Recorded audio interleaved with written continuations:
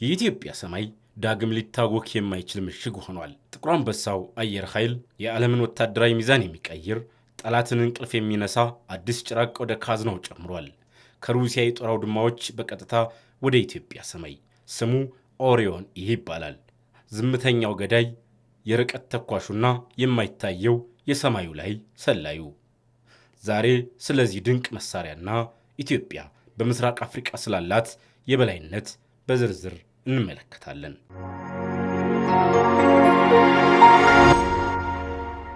ኢትዮጵያ የታጠቀችው ኦሪዮን ኢ ዝም ብሎ ድሮን አይደለም።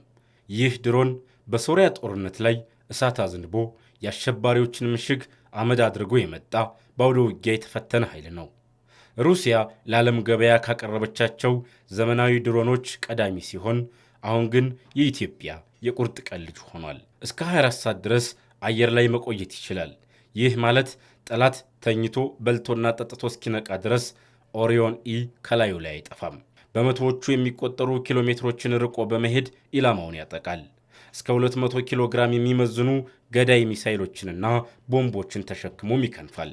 የኢትዮጵያ ኦሪዮን ኢ መታጠቅ ብዙዎችን ክው አድርጓቸዋል። ለምን? ምክንያቱም ይህ ድሮን በከፍተኛ ከፍታ ላይ ሆኖ ስለሚበር በመሬት ላይ ባሉ ጸረ አውሮፕላን መሳሪያዎች በቀላሉ አይመታም። ሞት ከሰማይ ሲመጣ አይታየውም እንዲሉ ኦሪዮን ኢ በጨለማም ሆነ በጭጋግ ውስጥ ሆኖ የጠላትን እንቅስቃሴ እንደ ቀን ብርሃን ቁልጭ አድርጎ ያሳያል። የኢትዮጵያ አየር ኃይል ይህን ቴክኖሎጂ መታጠቁ በሽብርተኝነትና በሀገር ሉዓላዊነት ላይ ለሚቃጡ ትንኮሳዎች የማያዳግም ምላሽ ለመስጠት ዝግጁ መሆኑን ያሳያል። ከታሪክ ማህደር እንደምናውቀው የኢትዮጵያ አየር ኃይል በአፍሪቃ ቀዳሚና ዝነኛ ነው።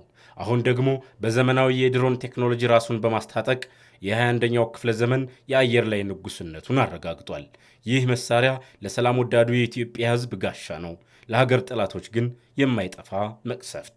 ከቱርክ ባይራክታር ቲቢ2፣ ከቻይና ዊንግሎንግ፣ አሁን ደግሞ ከሩሲያ ኦሪዮን ኢ ጋር ሲደመር ኢትዮጵያ የድሮን ሱፐር ፓወር ሆናለች ማለት ይቻላል። ክቡራትና ክቡራን፣ ኦሪዮን ኢ የብረት ክምር አይደለም፣ የኢትዮጵያ አንድነትና የሉዓላዊነት ምልክት ነው። የኢትዮጵያ ሰማይ የማይደፈር ድንበሯም የማይታፈር መሆኑን ለዓለም ያወጀችበት ድምፅም ነው። ጠላቶች ድምፁን ሳይሰሙ ጥላውን ሳያዩ በቁማቸው እንዲቀሩ የሚያደርግ የቴክኖሎጂ ታምር ነው። የኢትዮጵያ አየር ኃይል ኩራት የሆነው ኦሪዮን ኢ ስለመታጠቁ የእናንተ አስተያየት ምንድን ነው? ኢትዮጵያ በቀጣይስ ምን አይነት መሳሪያዎችን ብትታጠቅ ደስ ይላቸዋል? አስተያየታችሁን በኮመንት መስጫው ላይ አስፍሩልን።